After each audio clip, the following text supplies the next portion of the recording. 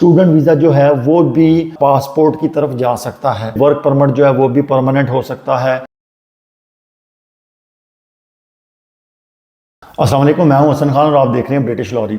बहुत से दोस्त अहबाब और रिश्तेदार पूछते हैं कि यार हम पाकिस्तान से बाहर जाना चाहते हैं, हम इंग्लैंड आना चाहते हैं, तो उसका क्या तरीका है। तो इंग्लैंड आना इतना आसान भी नहीं है और इतना मुश्किल भी नहीं है। इसके मुख्तलिफ तरीके हैं। मतलब आपका अगर कोई रिश्तेदार उधर है तो अगर आप ये समझें कि वो आपको बुला लेगा वीज़ा देके, तो ये पॉसिबल नहीं है। जो वीज़ा है वो आपके रिश्तेदार की बेस पे आपका नहीं लगेगा, वीज़ा आपकी अपनी बेस पे आपका लगेगा। कोई रिश्तेदार आपको वीज़ा लगवा के नहीं दे सकता, ये आप लिख लें, ठीक है। मुख्तलिफ कैटेगरीज़ हैं, मुख्तलिफ चीज़ें हैं जिसकी वजह से आप वीज़ा लगवा सकते हैं। मतलब कि विज़िट वीज़ा लग सकता है, स्पाउस वीज़ा लग सकता है, आपका स्टूडेंट वीज़ा लग सकता है, वर्क परमिट लग सकता है। लेकिन ये सब चीज़ डिपेंड करती है कि आपके हाथ में क्या है। आपके हाथ में डिग्री है, एक्सपीरियंस है, या आपने पाकिस्तान से बाहर इधर यूके में शादी की हुई है किसी से, या आप एज अ विज़िटर आना चाहते हैं। ये सब रिक्वायरमेंट्स आपने पूरी करनी है, आपके किसी रिश्तेदार ने पूरी नहीं करनी जो कि यूके में रहता है। ये चीज़ आप हमेशा ज़हन में रखिए। उसके अलावा मेरा हमेशा से एक ये स्टांस रहा है कि आपने जब भी किसी दूसरे मुल्क में जाना है, किसी वेस्टर्न कंट्री में जाना है, तो प्लीज़ ऑलवेज़ लीगल वे से जाएं। कभी भी इलीगल तरीके से किसी दूसरे मुल्क में जाने की कोशिश ना करें। जैसे कि एक वर्ड आजकल बहुत यूज़ होता है, डंकी। बहुत से लोग हैं जो डंकी लगा के बाहर के किसी मुल्क में, यूरोप के किसी मुल्क में चले जाते हैं, जैसे ये ग्रीस, इटली, स्पेन, और फिर वहाँ से यूके आने की कोशिश करते हैं। आपने न्यूज़ में सुना होगा कि कश्ती डूब गई और इतने लोग मर गए। वो जो लोग हैं वो फ्रांस से यूके आने की कोशिश करते हैं, और अक्सर वो जो कश्तियाँ इस्तेमाल होती हैं वो बड़ी टूटी फूटी सी होती हैं, और वो वज़न ज़्यादा होने की वजह से डूब जाती हैं और कितने लोग मर जाते हैं। प्लीज़ कभी भी इलीगल तरीका यूज़ ना करें किसी बाहर के मुल्क में जाने। हमेशा आप लीगल वे यूज़ करें किसी भी दूसरे कंट्री में जाने के लिए। मुख्तलिफ तरीके हैं जाने के, मुख्तलिफ कैटेगरीज़ हैं। जो भी कैटेगरीज़ हैं वो मैं आपको सारी बता देता हूँ वन बाई वन, और आप देख लें कि आप किस कैटेगरी में फॉल करते हैं और आप उस कैटेगरी का वीज़ा अप्लाई कर दें। जितनी डिटेल्स हैं, जितने डॉक्यूमेंट्स हैं, कितने पैसे चाहिए, बैंक स्टेटमेंट, सब डिटेल्स जो है मैं आपको दे दूंगा। ये वीडियो लंबी हो सकती है, इस वीडियो को मैं डिवाइड कर दूंगा डिफरेंट पार्ट्स में, जैसे कि स्टूडेंट वीज़े की अलहदा बना दूंगा, वर्क परमिट की बना दूंगा, फिर आपके विजिट वीज़े की बना दूंगा, फिर अगर आपका स्पाउस वीज़ा लेना है उसकी अलहदा वीडियो बना दूंगा। जितनी डिटेल है वो सारी जो है मैं वो डिस्क्रिप्शन में भी डाल दूंगा, कितने पैसे चाहिए वगैरह वगैरह। और ये जो सारी इंफॉर्मेशन है ये मैं ले रहा हूँ, ये मैंने सामने कंप्यूटर खोला हुआ, ये सारी इंफॉर्मेशन मैं gov.uk, जो कि यूके की गवर्नमेंट की वेबसाइट है, ऑथेंटिक वेबसाइट है, किसी फ्रॉडिया की इंफॉर्मेशन नहीं है, किसी सॉलिसिटर्स की इंफॉर्मेशन नहीं है। ये सारी इंफॉर्मेशन मैं gov.uk से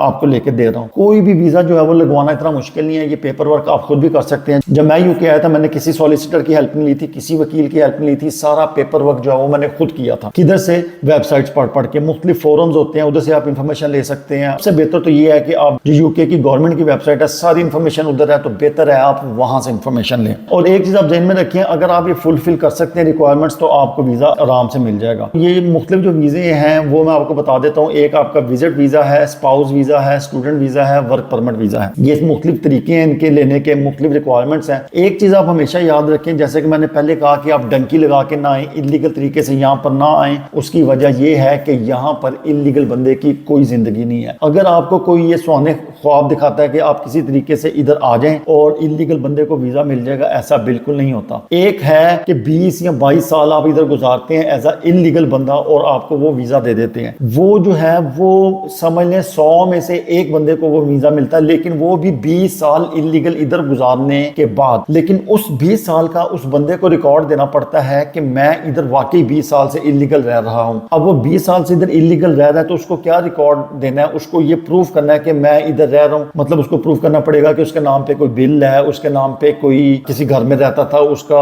टेनेंट एग्रीमेंट है। लेकिन एक चीज जहन में रखें कि जो बंदा इधर इलीगल रह रहा है, ना वो बैंक में जा सकता है, ना वो डॉक्टर पे जा सकता है, ना वो डेंटिस्ट पे जा सकता है। अगर उसके दांत में दर्द होगी वो डेंटिस्ट में नहीं जा सकता, बीमार हो गया वो डॉक्टर पे नहीं जा सकता, वो NHS की कोई सर्विस यूज नहीं कर सकता, उसके बच्चे जो हैं वो स्कूल में नहीं जा सकते। अगर ये सारी चीजें वो नहीं कर सकता, वो किराए पे घर नहीं ले सकता। अगर वो ये सारी चीजें नहीं कर सकता तो 20 साल इलीगल रहने के बाद वो होम ऑफिस को कैसे प्रूफ करेगा कि मैं इधर 20 साल से इलीगल रह रहा हूँ, तो वो ज़िंदगी बहुत मुश्किल है। एक चीज़ तो आप ये ज़हन में रखें, हम जब एशियन कंट्रीज से इधर आते हैं, जैसे कि इंडिया, पाकिस्तान, बांग्लादेश, श्रीलंका से जब इधर आते हैं, तो हम इसलिए आते हैं कि यहाँ पर बहुत ज़्यादा सहूलतें हैं। जो सहूलतें इधर हैं वो हमारे मुल्कों से बेहतर हैं। अगर वो सहूलतें ही आपको नहीं मिलेंगी तो इलीगल तरीके से यहाँ पर आने का आपको क्या फ़ायदा होगा। इसलिए मैं हमेशा रिश्तेदारों को, दोस्तों को मशवरा देता हूँ कि अगर आपने पाकिस्तान से बाहर निकलना है, किसी दूसरे मुल्क में जाना है, किसी वेस्टर्न कंट्री में जाना है, कनाडा, अमेरिका, आपका ऑस्ट्रेलिया हो गया, न्यूजीलैंड हो गया, यूके हो गया, किसी मुल्क में जाना है, please always use legal ways. अब मैं आपको ना मुख्तलिफ जो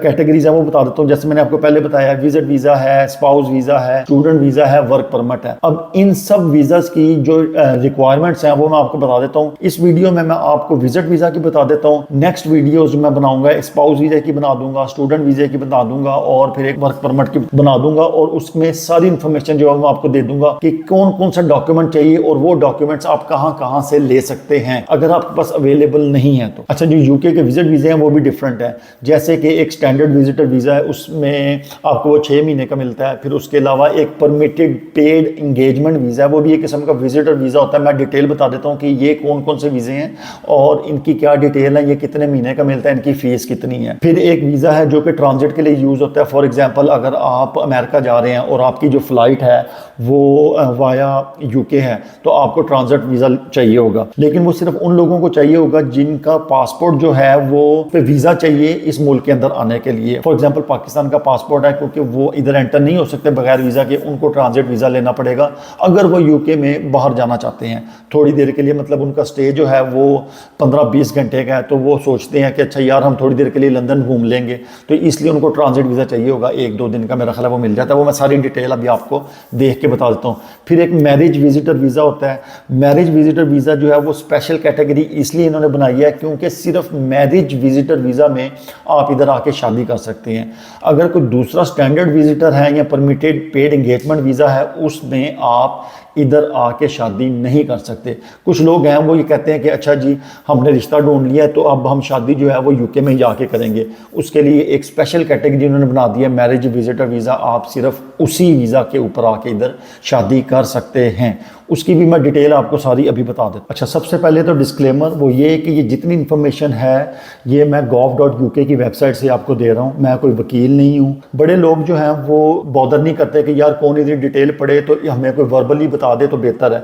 तो इसलिए मैं ये सारी इन्फॉर्मेशन इधर से पढ़ के आपको बता रहा हूँ। मैं वकील नहीं हूँ, मैं सॉलिसिटर नहीं हूँ। ये जितनी डिटेल है ये जो लिखी हुई है उनकी वेबसाइट पर, मैं वो आपको बता रहा हूँ। ये चीज़ आप ज़हन में रखें। और ये जितनी डिटेल है ये आज के दिन वैलिड है, 7 मई 2023 संडे का दिन है। आज के दिन तो ये सारी डिटेल वैलिड है, लेकिन आज के बाद अगर ये इन्फॉर्मेशन चेंज हो जाती है उनकी वेबसाइट पे तो उसका जिम्मेदार मैं नहीं हूँ। आज के दिन ये सारी डिटेल वैलिड है। अच्छा जी, जो सबसे पहले है वो मैं आपको जो स्टैंडर्ड विजिटर वीज़ा है उसकी डिटेल दे देता हूँ। ये कंप्यूटर मैंने खोला हुआ है, इधर से मैं सारी आपको डिटेल बताता हूँ। ये जो वीज़ा है ये यूज़ होगा टूरिज़म के लिए। फॉर एग्जांपल, आप किसी हॉलीडे पे आते हैं इधर वेकेशन वगैरह पे, तो उसके लिए आप इसको यूज़ कर सकते हैं। फिर आप अपने friends and family of course अगर इधर रहते हैं उनको आप देख सकते हैं। पहले कुछ अर्सा पहले जो स्टैंडर्ड विजिटर वीज़ा होता था और फैमिली विजिटर वीज़ा होता था, ये 2 डिफरेंट कैटेगरीज थी। फैमिली विजिटर वीज़ा में ये होता था कि अगर आपका इधर कोई रिश्तेदार वगैरह रह रहा है तो वो एक लेटर लिख देता था साथ, और वो अटैच कर देते थे एप्लीकेशन के साथ, तो होम ऑफिस को पता लग जाता था अच्छा इनके रिश्तेदार इधर हैं, तो वो उस चीज़ को भी कंसिडर करते थे। स्टैंडर्ड विजिटर अलग होता था, जैसे कोई भी लोग जो है वो इधर आके यूके देखना चाहते हैं, लंदन देखना चाहते हैं, तो उनका एक अलग कैटेगरी थी। अब होम ऑफिस ने इन दोनों कैटेगरीज को मर्ज करके एक वीज़ा बना दिया। इसमें आप हॉलीडे कर सकते हैं, वेकेशंस वगैरह कर सकते हैं, फिर आप अपनी जो फैमिली फ्रेंड्स हैं उसको मिल सकते हैं, फिर आप काम कर सकते हैं सिर्फ वॉलंटियर, पेड वर्क आप नहीं कर सकते।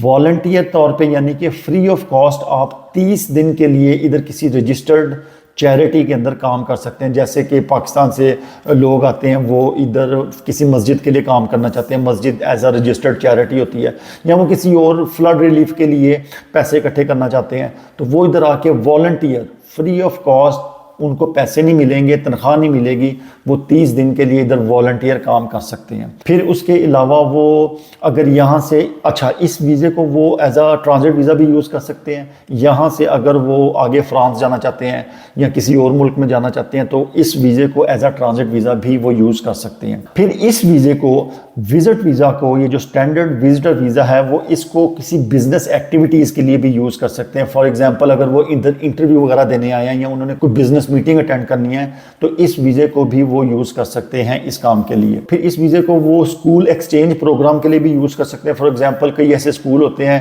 कि पाकिस्तान से स्टूडेंट्स जो हैं वो इधर भेजेंगे और वो इधर आके वो कुछ अरसे के लिए इधर 1, 2, 4 वीक के लिए कोई स्कूल में एक्टिविटीज़ कर सकते हैं। तो इस वीज़े को वो बच्चे जो हैं वो यूज़ कर सकते हैं स्कूल एक्टिविटी प्रोग्राम के लिए। तो स्कूल एक्सचेंज प्रोग्राम के लिए इस वीज़े को भी वो यूज़ कर सकते हैं। फिर इस वीज़े को कोई रिक्रिएशनल कोर्स जो है वो 30 दिन के लिए, उसके लिए भी यूज़ कर सकते हैं। फॉर एग्जांपल डांस कोर्स वगैरह, अगर इंडिया पाकिस्तान से कोई लोग इधर डांस कोर्स के लिए आना चाहते हैं, इस वीज़े को वो यूज़ कर सकते हैं। इस वीज़े को वो यूज़ कर सकते हैं कोई एग्ज़ाम उन्होंने लेना हो, जैसे कि बहुत से डॉक्टर्स हैं इंडिया पाकिस्तान से इधर आते हैं, वो पीलैब का एग्ज़ाम देते हैं, तो वो इस वीज़े को यूज़ कर सकते हैं पीलैब का एग्ज़ाम देने के लिए। मतलब कोई भी एग्ज़ाम हो, सिर्फ पीलैब का नहीं, कोई भी एग्ज़ाम आपने इधर देना हो यूके में तो इस स्टैंडर्ड वीज़ा को आप यूज़ कर सकते हैं। फिर आपको कोई मेडिकल रीजंस हैं तो वो भी आप यूज़ कर सकते हैं इस वीज़े को। फॉर एग्जांपल कोई बंदा जो है वो इलाज करवाने के लिए इधर आना चाहता है तो वो जो स्टैंडर्ड वीज़ा है वो आप ये यूज़ कर सकते हैं इधर इलाज वगैरह करवाने के लिए। जो काम आप नहीं कर सकते वो मैं अब आपको बताता हूँ। आप पेड वर्क नहीं कर सकते, आप कोई जॉब इधर नहीं कर सकते जिसकी आपको तनख्वाह मिले। जैसे कि मैंने आपको पहले बताया था वॉलंटियर काम आप कर सकते हैं, पर आप जॉब नहीं कर सकते स्टैंडर्ड विजिटर वीज़ा पे। बहुत से लोग जो हैं वो ये सोच के आते हैं कि यार हम विजिटर वीज़ा लेके उधर जावांगे तो उत्थे जाके गायब हो जावांगे। प्लीज़ ये काम ना करें। क्यों? क्योंकि जैसे ही आप गायब हुए आप जो हैं वो इलीगल हो गए। इधर इलीगल बंदे की मैंने पहले बताया है ज़िंदगी बहुत बुरी है। आप इधर कोई काम जो है वो नहीं कर सकते। प्लीज़ आप ये काम ना करें। ये आप पेड वर्क नहीं कर सकते। फिर आप क्लेम पब्लिक फंड्स, आप पब्लिक फंड्स जो हैं वो नहीं ले सकते जो कि बेनिफिट्स वगैरह हैं, जैसे कि हाउसिंग क्रेडिट है, चाइल्ड क्रेडिट है, वो आप इधर नहीं ले सकते विजिटर वीज़ा। फिर आप लंबे अरसे के लिए इधर नहीं रह सकते इस वीज़ा पे, क्योंकि ये विजिटर वीज़ा जो है सिर्फ 6 महीने का होता है।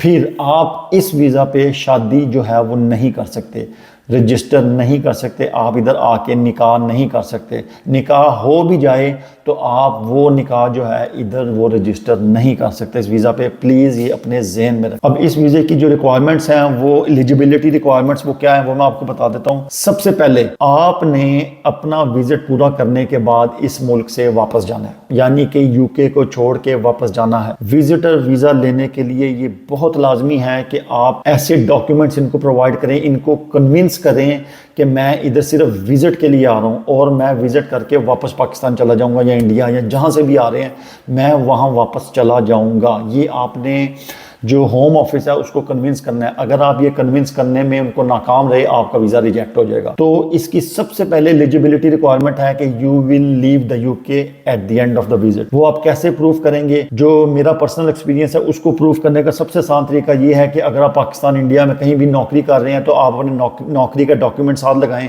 कि भाई मैं इधर नौकरी कर रहा हूँ, मैंने तो वापस आना है। अगर आपके उधर रिश्तेदार हैं, बीवी बच्चे हैं, तो आप वो डॉक्यूमेंट साथ लगाएं कि भाई मेरे तो बीवी बच्चे हैं पाकिस्तान में या इंडिया में, तो मैं विजिट करके वापस पाकिस्तान आ जाऊंगा। वो डॉक्यूमेंट लगाएं जैसे कि आपका निकाहनामा हो गया, आपके बच्चों के बर्थ सर्टिफिकेट वगैरह हो गए, आपकी नौकरी का कोई लेटर हो गया, आपकी सैलरी स्लिप्स हो गई, वो लगाएं सिर्फ इनको प्रूव करने के लिए कि भाई मेरी इधर अच्छी खासी जिंदगी गुजर रही है, तो मैं इधर सेट होने के लिए या भागने के लिए नहीं आ रहा, मैं सिर्फ विजिट करने आ रहा हूँ, मैं वापस चला जाऊंगा। ये डॉक्यूमेंट लगाएं। अगर आपके नाम पे कोई मकान है, जमीन है, उसके डॉक्यूमेंट साथ लगाएं। मतलब हर वो डॉक्यूमेंट साथ लगाएं जिसमें आप इनको कन्विंस कर सके कि मैं मेरी जो बड़ी गहरी रूट्स है अपने मुल्क में, मैं वापस जाऊंगा। फिर आपने ये इनको शो कराना है you are able to support yourself, कि आप अपने आप को सपोर्ट कर सकते हैं। जैसे कि मैंने आपको बताया, आपकी बैंक स्टेटमेंट्स आप दिखाएं, अपनी नौकरी के डॉक्यूमेंट्स दिखाएं, कोई घर है, जमीन है, उसके डॉक्यूमेंट्स दिखाएं। और फिर आप ये कन्विंस करें इनको कि भाई आपके पास इतने पैसे हैं कि आप वापस जा सकते हैं, आपके पास वापस जाने के पैसे हैं, इधर आके जो स्पेंड करेंगे पैसे, इधर रहेंगे, उसकी जितने डॉक्यूमेंट्स हैं वो आपने शो कराने हैं। आपने ये इनको कन्विंस करना है कि आप इधर नहीं रहेंगे ज़्यादा अरसे के लिए। अपना छोटा सा विजिट जो भी है, मैक्सिमम आप 6 महीने रह सकते हैं, 4-5 महीने, जितना महीने आप इधर रहेंगे, आपने इनको कन्विंस करना है कि मैं वो रहकर अपने मेन होम जो कि मेरा पाकिस्तान में है, इंडिया में है या बांग्लादेश में है, मैं वापस चला जाऊंगा। अच्छा, ये जो स्टैंडर्ड विजिटर वीजा है इसकी फीस है 100 पाउंड, 100 पाउंड 6 महीने के लिए, ठीक है। और ये वीजा जो है आप यूके के अंदर रह के एक्सटेंड नहीं कर सकते, ये वीजा एक्सटेंडेबल नहीं है। अच्छा, और मैंने अभी इस स्टैंडर्ड विजिटर वीजा का आपको ये बताया था, इसमें आप बिजनेस एक्टिविटीज भी कर सकते हैं। अब वो कौन कौन सी बिजनेस एक्टिविटीज हैं जो आप कर सकते हैं, वो मैं आपको डिटेल में बता देता हूँ। आप इंटरव्यू जो है वो अटेंड कर सकते हैं, मीटिंग्स वगैरह, कॉन्फ्रेंस, कुछ सेमिनार्स हैं वो अटेंड कर सकते हैं। फिर उसके अलावा आप नेगोशिएट कर सकते हैं, कोई डील्स, कोई कॉन्ट्रैक्ट्स आपने इधर करने हैं, उनकी नेगोशिएशन वगैरह इधर कर सकते हैं। वर्क रिलेटेड कोई ट्रेनिंग है, आपकी जो एम्प्लॉयर, आप पाकिस्तान में आपका कोई एम्प्लॉयर है, उसने आपको इधर भेजा है कि कोई ट्रेनिंग वगैरह जो है वो आप लेकर आए, तो स्पेशल ट्रेनिंग्स वगैरह जो है वो आप ले सकते हैं स्टैंडर्ड विजिटर वीजा पे। और फिर कोई आपने साइट विजिट्स करनी है, कोई इंस्पेक्शंस करनी है, वो कर सकते हैं। और कोई आपने ट्रेनिंग वगैरह देनी है, वो आप इधर दे सकते हैं। कोई आपने इंस्टॉल करनी है चीज़, कोई डिसमेंटल करनी है, रिपेयर, कोई भी सर्विस है, कोई एडवाइस है देनी है आपने, या कोई इक्विपमेंट जो है कंप्यूटर, सॉफ्टवेयर या हार्डवेयर, कोई चीज़ें इंस्टॉल करनी है, वो आप इस वीज़े पे कर सकते हैं। फिर इसके अलावा आप और भी कुछ एक्टिविटीज़ कर सकते हैं, जैसे कि आप आर्कियोलॉजिस्ट हैं, आप अपना वो थोड़ा बहुत काम कर सकते हैं। अगर आर्टिस्ट हैं, म्यूजिशियन हैं, वो आप काम कर सकते हैं इधर। किसी के बॉडीगार्ड हैं, अगर कोई मतलब कोई हाई फाई बंदा इधर आ रहा है, आप उसके बॉडीगार्ड हैं, तो आप ये स्टैंडर्ड विजिटर वीज़ा लेके उसके साथ आ सकते हैं, उसको यानी कि प्रोटेक्ट करने के लिए। आप कैमरा ऑपरेटर हैं, ड्राइवर हैं, ये एक बहुत लंबी लिस्ट है। इसका मैं लिंक जो है वो आपको डिस्क्रिप्शन में डाल दूंगा, आप ये पढ़ सकते हैं कि वो क्या क्या काम आप कर सकते हैं। अब जो दूसरी कैटेगरी है पेड एंगेजमेंट वाली, वो मैं आपको बता देता हूं कि उसमें आप क्या कुछ कर सकते हैं और क्या कुछ नहीं कर सकते। जो परमिटेड पेड एंगेजमेंट है उसमें आप प्रोफेशनल आर्टिस्ट जो हैं अगर हैं तो वो आप काम कर सकते हैं इधर। इंटरटेनमेंट वगैरह, म्यूजिशियन है तो वो आप परफॉर्म कर सकते हैं। फिर अगर आप प्रोफेशनल स्पोर्ट्समैन हैं, जैसे कि क्रिकेटर्स वगैरह इधर आते हैं, फुटबॉलर्स वगैरह हैं, वो इधर आते हैं, तो वो ये वीज़ा जो है वो ये यूज़ कर सकते हैं परफॉर्म करने के लिए। फिर आप अगर क्वालिफाइड लॉयर हैं तो आप अपने क्लाइंट को जो है इधर रिप्रेजेंट करने आ सकते हैं, मतलब किसी भी सिचुएशन में कोई लेक्चर्स वगैरह दे सकते हैं। इस तरह की मुख्तलिफ ये भी लिस्ट है जो कि आपको मैं बता देता हूँ, वो मतलब लिंक में डिस्क्रिप्शन में डाल दूंगा, वो भी आप ये देख लें। इसके अलावा इस वीज़े की जो मुद्दत है वो 1 महीना है, जो फीस है वो 100 पाउंड है। तो मेरा ख्याल है कि ये 1 महीने का वीज़ा लेने से बेहतर है कि आप वो 6 महीने का स्टैंडर्ड विजिटर वीज़ा लें, और वो बेहतर है आपके लिए, क्योंकि वो 6 महीने का है और तकरीबन वही काम आप उसमें भी कर सकते हैं जो कि काम आप इसमें कर सकते हैं। फिर एक और वीज़ा है जो कि ट्रांजिट का है, वो मैंने आपको पहले बता दिया। वो अगर आपने किसी दूसरे मुल्क में जाना है तो वो वाला वीज़ा आप ले सकते हैं। और जो ट्रांजिट वीज़ा है वो सिर्फ 48 आवर्स, यानी कि 2 दिन से ज़्यादा आप इधर नहीं रह सकते, तो वो ट्रांजिट वीज़ा जो है वो सिर्फ 48 आवर्स का आपको मिलेगा। और जो ट्रांजिट वीज़ा है उसकी फीस है 35 पाउंड, 35 पाउंड उसकी फीस है, और वो आपको सिर्फ 48 घंटे के लिए मिलेगा। अब आ गया जी marriage visitor visa. Marriage visitor visa जो है उसकी भी मैं आपको सारी डिटेल दे देता हूँ। मैरिज विजिटर वीज़ा अप्लाई करें अगर आप इधर शादी करना चाहते हैं या अपना जो एक सिविल पार्टनरशिप रिलेशन है उसको रजिस्टर करना चाहते हैं यूके के अंदर, या फिर आप नोटिस देना चाहते हैं अपनी शादी का या सिविल पार्टनरशिप का यूके में किसी भी जगह पे। फिर उसके अलावा you are not planning to stay और सेटल, आप इस वीज़ा पर आप प्लान नहीं कर रहे कि परमानेंट इधर रह सकते हैं। ये विजिटर वीज़ा है मैरिज, तो आप इधर आके अपनी सिर्फ शादी जो है वो रजिस्टर करवा सकते हैं, लेकिन इस वीज़े पे आप लंबे अरसे के लिए नहीं रह सकते। उसके लिए वापस आपको अपने कंट्री में जाना पड़ेगा और स्पाउस वीज़ा अप्लाई करना पड़ेगा। और जो स्पाउस वीज़ा है उसकी डिटेल मैं आपको नेक्स्ट वीडियो में दूंगा कि उसकी क्या रिक्वायरमेंट्स हैं और कौन कौन से आपको डॉक्यूमेंट्स चाहिए उसके लिए। तो वो जो है वो आप वो काम इसमें नहीं कर सकते, इसमें सिर्फ आप इधर आके शादी कर सकते हैं और फिर आपको वापस जाना पड़ेगा। अच्छा, इसमें आप क्या कर सकते हैं, शादी कर सकते हैं, और इसमें आप इसको एज अ ट्रांजिट वीज़ा भी यूज़ कर सकते हैं कि यहाँ से आपने गुजर के कहीं जाना है तो वो आप जा सकते हैं। इस वीज़े पे आप पब्लिक फंड्स नहीं ले सकते, बेनिफिट्स अप्लाई नहीं कर सकते, अपने जो फैमिली मेम्बर्स हैं उनको वो यहाँ पे नहीं ला सकते, जो आपके डिपेंडेंट्स हैं यानी कि माँ बाप हैं या आपके बच्चे हैं, उनको इधर नहीं ला सकते ये जो मैरिज वीज़ा है। क्योंकि कई लोग हैं अगर वो दूसरी शादी कर रहे हैं, उनके पहले बच्चे हैं, तो वो नहीं यहाँ पर ला सकते। फिर इसके अलावा लिव इन द यूके, आप लंबे अरसे के लिए इधर नहीं रह सकते, इस वीज़े को एक्सटेंड नहीं कर सकते, किसी दूसरी कैटेगरी में कन्वर्ट नहीं कर सकते, इधर आप काम नहीं कर सकते इस वीज़े पे, आप इस वीज़े पर इधर स्टडी नहीं कर सकते, पढ़ाई नहीं कर सकते। और ये वीज़ा भी 6 महीने का है, इसकी फ़ीस 100 पाउंड 100 पाउंड है। और ये जो वीज़ा है ये आपका तकरीबन 3 वीक्स के अंदर जो है वो उसका डिसीजन आ जाएगा, हाँ या ना में। इसकी फ़ीस 100 पाउंड है, मैंने आपको पहले बता दी है। इसकी एलिजिबिलिटी क्या है, रिक्वायरमेंट्स क्या है, आप 18 साल से ऊपर हैं, आप अपनी बीवी के साथ जेन्युइन रिलेशनशिप में हैं, पेपर मैरिज नहीं है। पेपर मैरिज का आपको पता है वो क्या चीज़ होती है, वो फ्रॉड है। अगर वो आप पकड़े जाएंगे 10 साल के लिए बैन है। प्लीज़ पेपर मैरिज से अपनी जान छुड़ाएं, उस कामों में ना पड़ें। जेन्युइन अगर आपका रिलेशनशिप है तो आप ये मैरिज विजिटर वीज़ा जो है वो अप्लाई करें, ठीक है। आप इधर 6 महीने के लिए आ सकते हैं और आप यहाँ से चले जाएंगे 6 महीने के बाद। ये आपने प्रूफ देना उनको, ये रिक्वायरमेंट है एलिजिबिलिटी। फिर आप इधर लंबे अरसे के लिए नहीं रहेंगे, आप अपने आप को सपोर्ट कर सकते हैं, आप अपने रिटर्न टिकट के पैसे दे सकते हैं, या अगर आपने आगे जाना है तो उसके आपके लिए पैसे होने चाहिए। वो सारा चीज़ें जो है वो आपने प्रूफ करनी है। वो किस तरह प्रूफ करनी है आपको पता है, बैंक स्टेटमेंट्स। और ये रिलेशनशिप जो है वो आपने प्रूफ करना है कि वो किस तरह आप एक दूसरे को जानते हैं, आपके व्हाट्सएप मैसेजेस, आपकी ईमेल्स, फोटोग्राफ्स, ये सारी चीज़ें जो हैं ये आपको आपके पास होनी चाहिए। अब डॉक्यूमेंट्स आपको क्या चाहिए, तो वीज़ा ये वो डिटेल्स ऑफ जो मैरिज है वो आपने देनी है इनको। वो अगर आपने जो पैसे वगैरह दिए हैं, जितने बिल्स थे आपने अपनी शादी पे लगाए हैं, वो सारी जो है वो डिटेल्स आपने इनको देनी पड़ेंगी। फिर आपने अगर कोई हॉल वगैरह बुक कराया था, जिधर आपका निकाह हुआ था, आपकी शादी हुई थी, फेरे लिए थे, जो काम आपने किया था, वो सारे जो प्रूफ हैं वो आपके पास होने चाहिए, वो आपने इनको देने हैं। और एक और चीज़, अगर आप पहले से शादीशुदा थे और ये दूसरी शादी है आपकी, तो आपने अपना जो प्रीवियस पार्टनर है उसकी आपने, अगर तो तलाक हो गई है तो वो तलाकनामा जो है वो आपने इनको देना है। और उसके अलावा अगर आपका प्रीवियस पार्टनर जो है या आपका खामन या बीवी जो भी है वो अगर मर गया है या मर गई है, फौत हो चुका है या फौत हो चुकी है, तो उसका डेथ सर्टिफिकेट जो है वो आपने इनको देना है, क्योंकि इनको पता होना चाहिए आपकी प्रीवियस ज़िंदगी के बारे में भी। ये सारी इन्फॉर्मेशन जो थी ये मैंने आपको दे दी है। विजिटर वीज़ाज़ जो हैं मुख्तलिफ़ किस्म के वो, और उसके अलावा जो मैंने आपको बताया था कि आपको स्पाउस वीज़ा की, स्टूडेंट वीज़ा की और वर्क परमिट की, इसकी सारी इन्फॉर्मेशन भी मैं आपको दूंगा। एक चीज़ ज़हन में रखें, ये जो विजिटर वीज़ाज़ हैं ये कभी भी कन्वर्ट नहीं हो सकते परमानेंट वीज़ा के अंदर। आप कभी भी इन वीज़ाज़ के ऊपर परमानेंट नहीं हो सकते। परमानेंट होने के लिए आपको डिफरेंट काइंड ऑफ वीज़ाज़ लेने पड़ेंगे। स्टूडेंट वीज़ा जो है वो भी पासपोर्ट की तरफ जा सकता है, मतलब कि उसके लिए आपको PSW लेना पड़ेगा। वो मैं सारी डिटेल्स बता दूंगा आपको कि वो किस तरह आपको मिलेगा। फिर वर्क परमिट जो है वो भी परमानेंट हो सकता है, और स्पाउस वीज़ा तो ऑफ कोर्स परमानेंट होगा, क्योंकि आपके जो हस्बैंड या वाइफ है वो इधर रहते हैं, तो आप उनकी बेस पे इधर सेट हो सकते हैं। वो जो 3 कैटेगरीज हैं वो मैं नेक्स्ट वीडियोस में आपको दूंगा। अगर आपको इसके अलावा कोई इन्फॉर्मेशन चाहिए तो आप कमेंट्स में लिखें और मैं आपको वो उसका जवाब दूंगा। आप अपना भी ख्याल रखें, इस चैनल का भी वीडियो को लाइक करें, सब्सक्राइब करें और शेयर करें। Thank you very much.